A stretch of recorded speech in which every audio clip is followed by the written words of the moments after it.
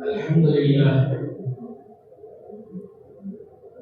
لله نحمده ونستعينه ونستغفره ونؤمن به ونتوكل عليه ونعوذ بالله من شرور أنفسنا ومن سيئات أعمالنا من يهده الله فلا مضل له ومن يضلله فلا هادي له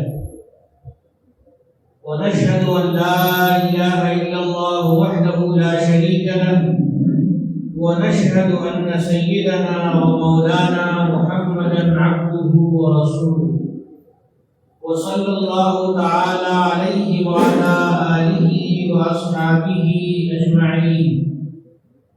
أما بعد فقد قال رسول الله صلى الله عليه وسلم: العين أحق بنفسها من وليها. رواه الترمذي وأبو داود.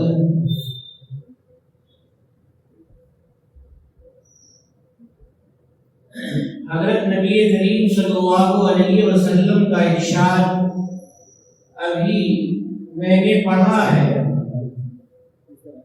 اس میں اللہ کے نبی صلی اللہ علیہ وسلم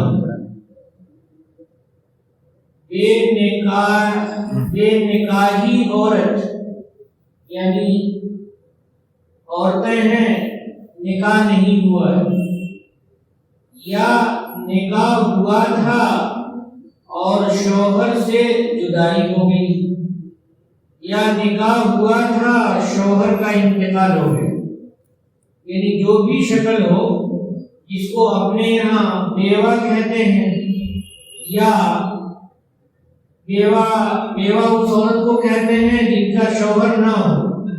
لیکن العین کا جو لفظ ہے حدیث شریف میں، اس میں بے شوہر مراد ہے اور بے شوہر والی عورت عام ہے، چاہے اس کا نکاح نہ ہوا ہو یا وہ نکاح ہوا ہو شوہر کا انتقال ہو گیا ہو یا نکاح ہوا ہو اور شوہر سے کسی وجہ سے اختلاف ہو گیا ہو اور جدائی ہو گئی. ان کے بارے میں جناب رسول اللہ صلی اللہ علیہ وسلم کا یہ ارشاد ہے: العین احق بنفسها من ولیها. بے شوہر عورت یہ زیادہ حقدار ہے اپنی ذات کی زیادہ حقدار ہے اپنے ولی اور ذمہ دار کے مقابلے میں. یعنی رسول اللہ صلی اللہ علیہ وسلم نے عاقلہ بالغہ عورت کو اپنے نکاح کے سلسلے میں پوری اجازت عطا فرمائی ہے. اب اسی سے متعلق قرآن پاک کی چند آیتیں ہیں، میں ان میں سے 2 آیتوں کو پڑھوں گا. اپنے معاشرے میں جو اپنے ہندوستان کا معاشرہ ہے، کئی علاقے ہیں، حیدرآباد وغیرہ دکن کا علاقہ کہلاتا ہے، آپ لوگوں کا علاقہ ہے، اس کا کلچر الگ ہے، یو پی کا الگ ہے، بہار کا، آسام، بنگال وغیرہ کا کلچر الگ ہے. لیکن ایک بات ہر معاشرے میں ہے کہ بیوہ عورتیں بہت رہتی ہیں. بے شوہر والی عورتیں یا ایسی بچیاں جن کی عمر زیادہ ہو جاتی ہے اور نکاح نہیں ہو پاتا ہے، اس کی گنتی وغیرہ بھی اخبار وغیرہ میں آتی ہے. حیدرآباد وغیرہ کی بھی گنتی آئی تھی اور دوسری جگہوں کی بھی گنتیاں آتی ہیں. دیوبند وغیرہ میں بھی بعض بچیاں نکاح کے انتظار میں بوڑھی ہو جاتی ہیں، 45 سال کی عمر ہو جاتی ہے، 50 سال کی عمر ہو گئی. بہت سی ایسی بچیاں ہیں کہ جو بوڑھی ہو گئی، بچی تھی انتظار نکاح میں، وہ بوڑھی ہو گئی، ان کا نکاح نہیں ہوا. اللہ کے نبی صلی اللہ علیہ وسلم نے جو بتایا کہ نکاح میں کوئی رکاوٹ نہیں ہے، وہ خود نکاح کی ذمہ دار ہیں، مگر ہم معاشرے میں جس معاشرے میں رہتے ہیں اس میں عورت خود اپنے نکاح کے سلسلے میں بات نہیں کرتی ہے، شرم اور حیا وغیرہ مانے ہوتی ہے جو آدمی کی کلچر کا ہوتا ہے۔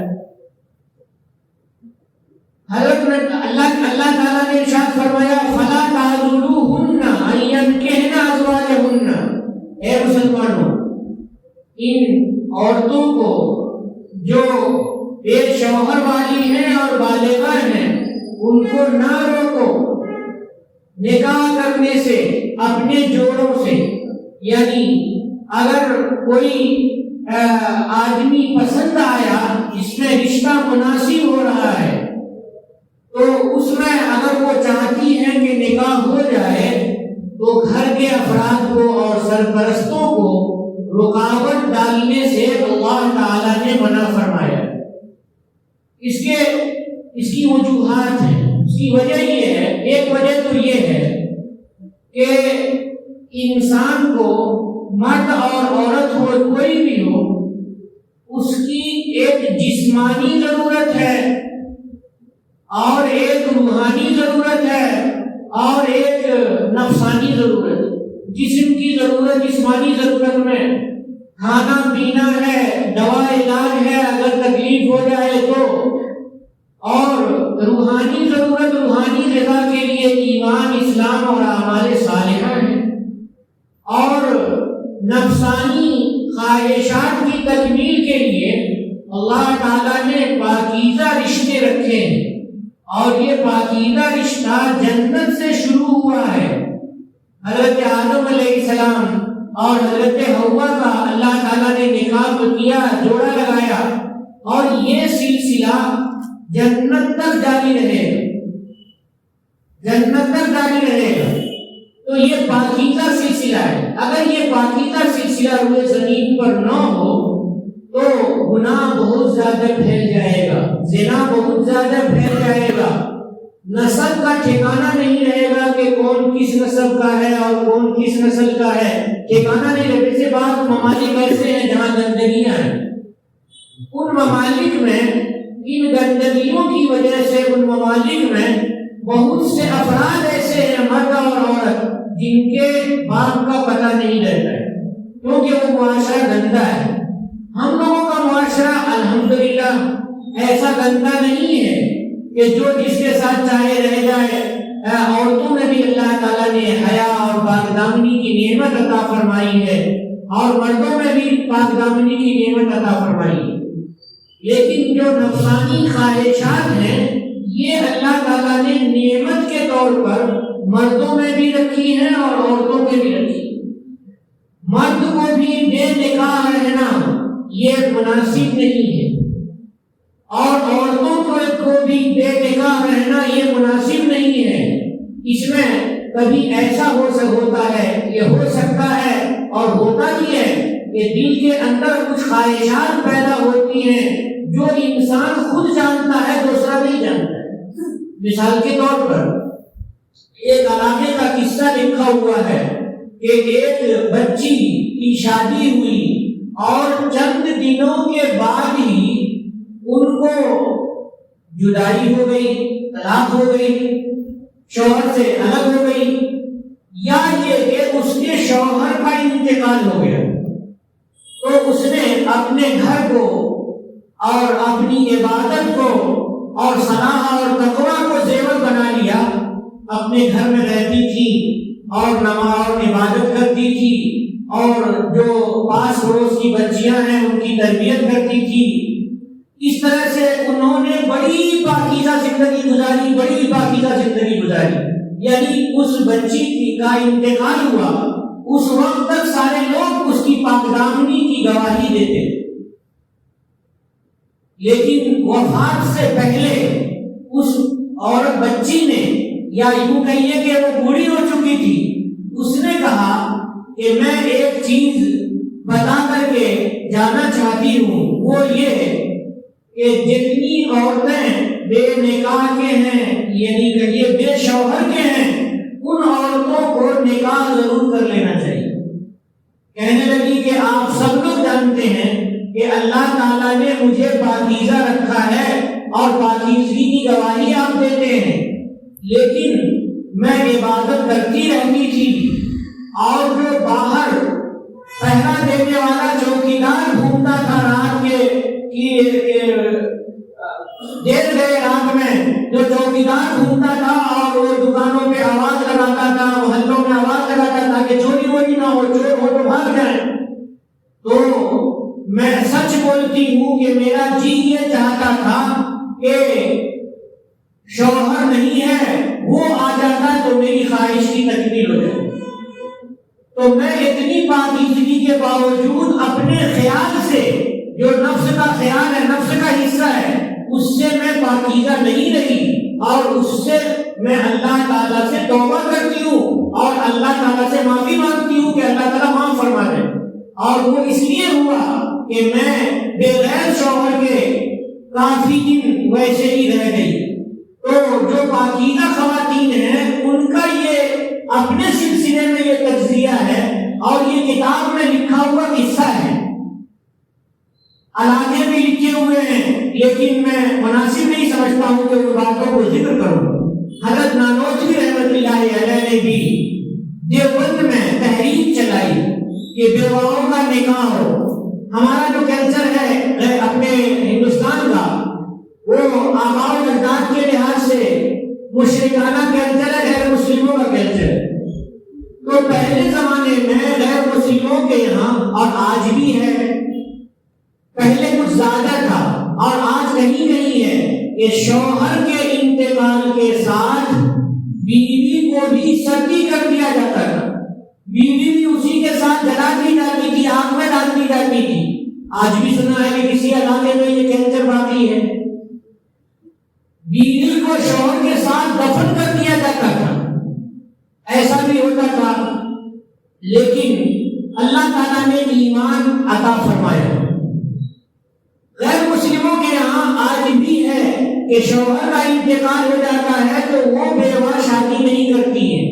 اب غیر مسلموں میں بہت ساری برادریاں ہیں، کون سی برادری میں ہے یہ مجھے نہیں معلوم، غالباً برہمن برادری وغیرہ میں اس طرح کی بات ہے کہ شوہر کا جب انتقال ہو جاتا ہے تو بیوی وہ عورت بیوہ شادی نہیں کرتی ہے، اور ان کو معاشرے میں شادی کی اجازت نہیں ہوتی ہے۔ تو یہی معاشرہ ہمارا ہے۔ اس معاشرے میں کبھی ایسا بھی ہوتا ہے کہ کسی عورت کی دوسری شادی ہوئی اور دوسری شادی سے بچہ پیدا ہوا تو اس سے تم نکاح نہیں کرتے۔ حضرت نانوتوی رحمۃ اللہ علیہ کے بارے میں لکھا ہے کہ ان کی خالہ نے دوسرا نکاح کیا تھا۔ حضرت نانوتوی رحمۃ اللہ علیہ سے کہا کہ بابو قاسم عبداللہ سے کوئی نکاح نہیں کر رہی ہے اور رشتے آ رہے ہیں چلے جا رہے ہیں، کیونکہ دوسرے نکاح سے یہ پیدا ہوا ہے۔ حضرت نانوتوی رحمۃ اللہ علیہ نے کتاب میں لکھا ہے کہ اپنی بچی سے اس کا نکاح کرائے، اپنی بچی سے ان کا نکاح کرایا۔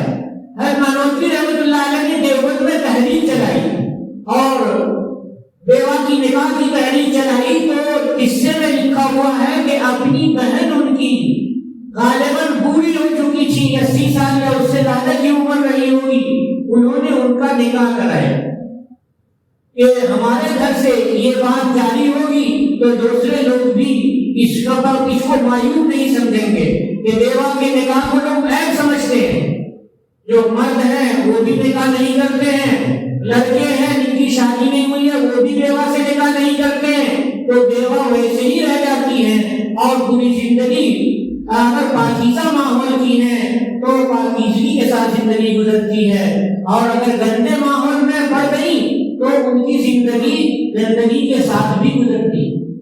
اس لیے اللہ تعالیٰ نے قرآن پاک میں کئی آیتیں نازل فرمائی ہیں جن آیتوں میں اللہ تعالیٰ نے بے نکاح رہنے سے منع فرمایا ہے اور بے نکاح عورتوں کے نکاح سے روکنے سے منع فرمایا، ان کو نکاح سے نہ روکو، ان کا نکاح کرو۔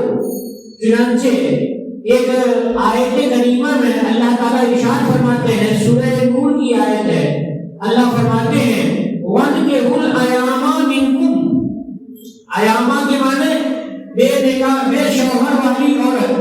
یہ بے شوہر والی عورت کے لیے دیوبند کے علاقے میں ایک لفظ استعمال ہوتا ہے راند. اب راند کا لفظ گالی جیسا لگتا ہے تو اس لیے میں وہ لفظ استعمال نہیں کر رہا ہوں. حالانکہ یہ لفظ قرآن کے ترجمے میں اپنے اکابر بزرگوں نے لکھ رکھا ہے. آپ کے یہاں بیوہ عورت کو کیا کہتے ہیں یہ مجھے نہیں معلوم.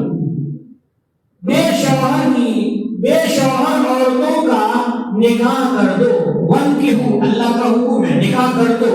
یہ اس لیے نکاح کر دو تاکہ پاکیزگی باقی رہے. نکاح کر دو. والصالحین من عبادکم اور اپنے غلاموں میں سے جو نیک ہو یعنی مسلمان غلام ہو تو غلام کا بھی نکاح کرو.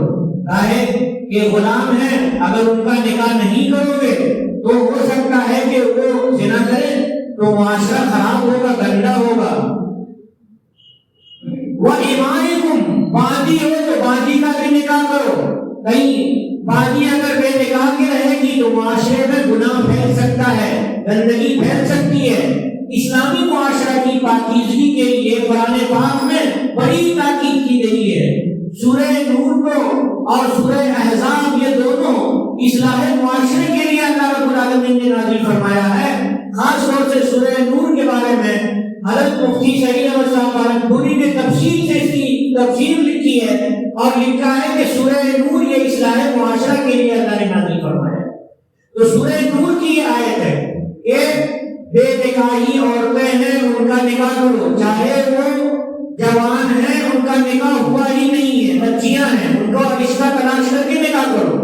یا شوہر تھا انتقال ہو گیا ہے اس کا بھی نکاح کر دو عدت کے بعد. یا شوہر نے طلاق دے دی ہے یا اس نے خلا لے لیا ہے. کبھی کبھی نہایت گندا شوہر ہوتا ہے پاکیزہ خاندان دیکھ کے شادی کیا معلوم ہوا کہ شراب پیتا ہے معلوم ہوا کہ نشہ کرتا ہے اور زنا کرتا ہے تو بڑی مشکل ہو جاتی ہے تو خلا بھی کرنا پڑتا ہے. تو ایسی عورتوں کو اور ایسی بچیوں کو بے نکاح مت چھوڑو.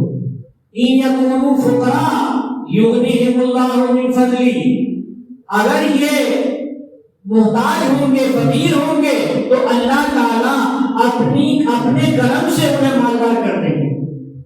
کیونکہ جب قسمتیں جمع ہوتی ہیں تو اس طرح سے روزی اللہ بڑھا دیتے ہیں. ایک صحابی آئے رسول اللہ صلی اللہ علیہ وسلم کی خدمت میں اور کہا یا رسول اللہ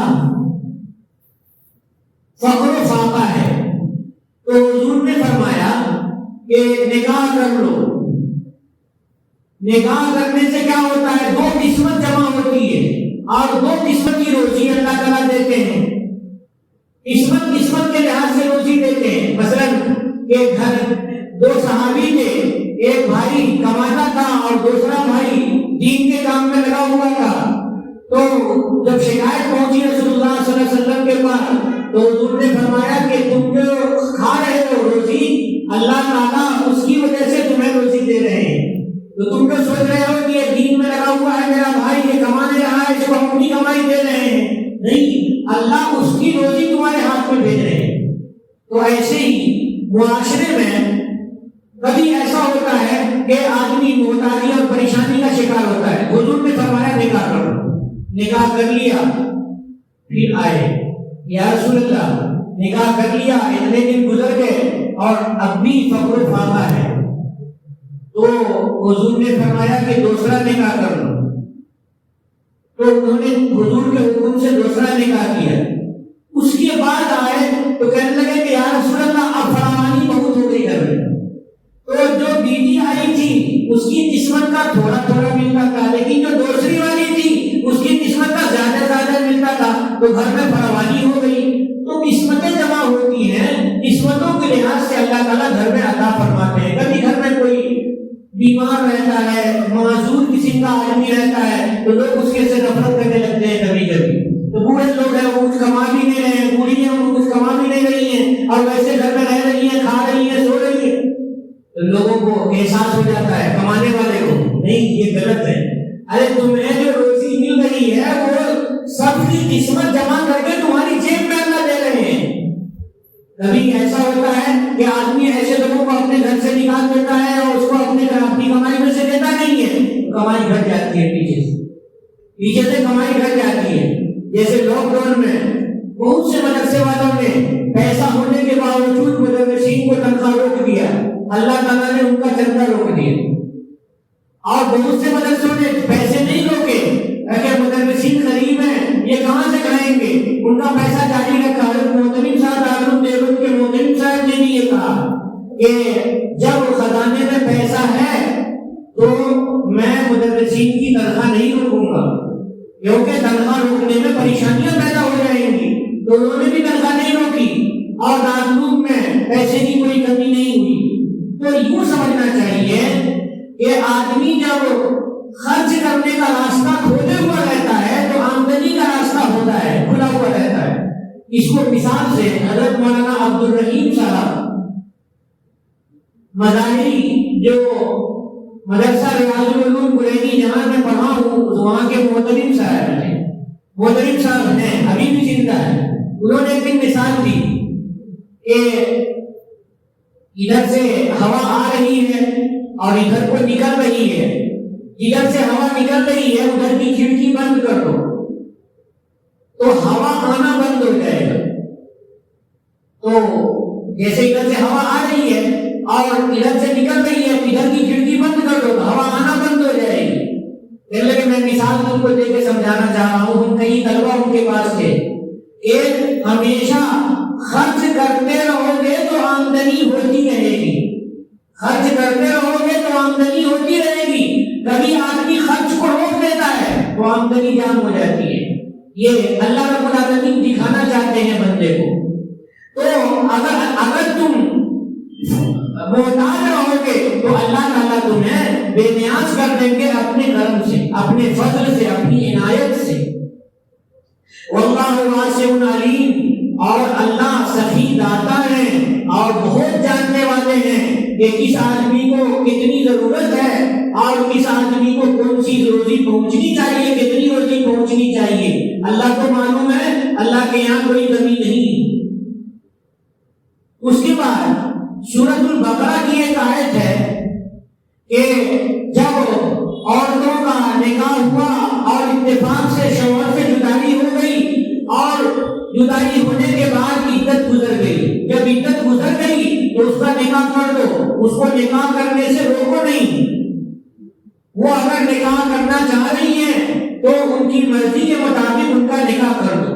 فرماتے ہیں اللہ تعالیٰ فَإِذَا بَلَغْنَا أَجَلَهُنَّ فَلَا جُنَاحَ عَلَيْكُمْ فِي مَا فَعَلْنَ فِي أَنفُسِهِنَّ بِالْمَعْرُوفِ، کہ جب وہ عورتیں اپنی مدت کو پہنچیں، اپنی عدت کو پوری کر لیں تو تمہارے اوپر کوئی حرج نہیں ہے اس عمل میں جس عمل کو وہ اپنی ذات کے بارے میں کر رہی ہیں رواج کے مطابق۔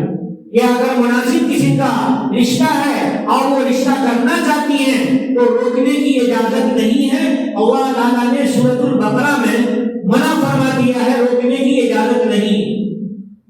اس کے بعد دیکھیے ہمارے معاشرے میں ہو سکتا ہے کہ آپ کے یہاں ہو یا نہ ہو، لیکن مجھے معلوم ہوا ہے کہ یہاں بھی ایسا ہے کہ لوگ بیوہ سے نکاح کرنے میں ہچکچاتے ہیں، نکاح نہیں کرتے۔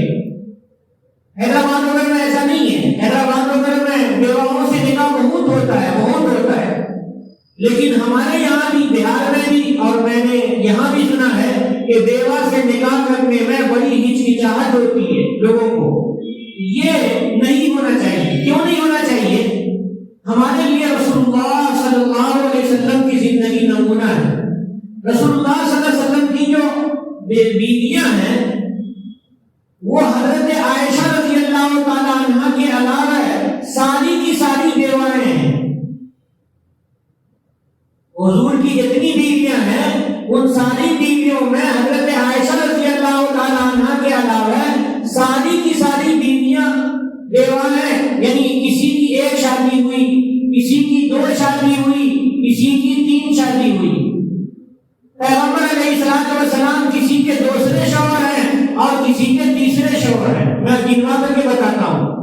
جو ازواج مطہرات بیوہ تھیں اور حضور نے نکاح کیا ہے ان کے نام حضرت خدیجہ، حضرت سودا، حضرت حفصہ، حضرت زینب، حضرت ام سلمہ، حضرت ام حبیبہ اور حضرت صفیہ، حضرت میمونہ۔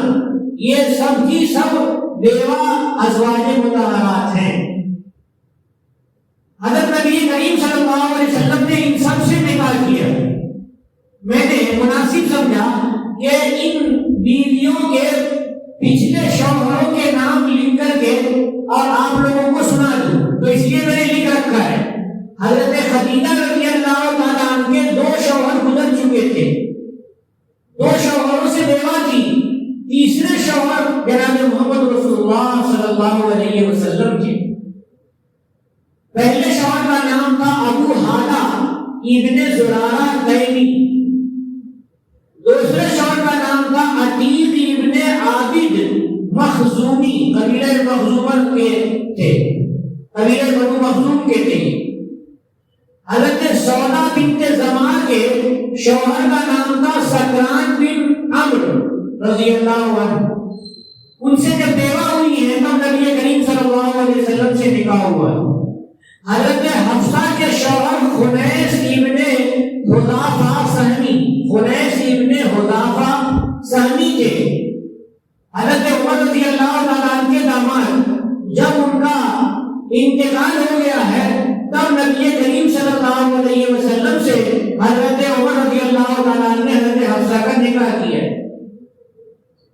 حضرت زینب بنت خزیمہ کے شوہر عبید اللہ ابن حارث تھے رضی اللہ عنہ۔ حضرت ام سلمہ کے شوہر ابو سلمہ تھے۔ حضرت زینب بنت جہش کے شوہر زید ابن حارثہ تھے۔ حضرت ام حبیبہ کے شوہر عبید اللہ ابن جہش تھے۔ بعد میں دوسرا نکاح حضور سے ہوا۔ حضرت صفیہ کے شوہر، پہلے شوہر حضرت صفیہ بنت ہوئی، اس کے پہلے شوہر کا نام تھا سلام ابن مشرم اور دوسرے شوہر کا نام تھا گنانہ ابن ربی۔ تیسرے شوہر نبی کریم صلی اللہ علیہ وسلم تھے۔ حضرت میمونہ کے پہلے شوہر مسعود ابن عمرو ثقفی تھے اور دوسرے شوہر ابو رحیم، چھوٹی ہاں سے ابو رحیم ابن عبد العزہ تھے۔ اس طرح سے یہ ساری ازواج مطہرات ہیں اور ان کی کبھی کسی کی ایک شادی ہو چکی تھی، کسی کی 2 شادی ہو چکی تھی، حضور کی شادی دوسری رہی، حضور کی شادی تیسری رہی۔ تو بیواؤں سے نکاح کو مایوب سمجھنا سیرت نبوی کی روشنی میں حماقت ہے۔ سیرت نبوی کی روشنی میں بیواؤں سے نکاح کو اچھا نہیں سمجھنا، عیب سمجھنا، یہ حماقت ہے۔ اس لیے معاشرے میں جو بیوائیں ہیں ان کے مناسب رشتے ملیں تو ان کو نکاحوں سے نہیں روکنا چاہیے اور نکاح ضرور کر دینا چاہیے۔ اس میں بڑی اچھائی ہے۔ ایک اچھائی تو میں نے بتائی کہ معاشرے میں پاکیزگی رہتی ہے اور فحاشی اور زنا سے معاشرہ پاک رہتا ہے۔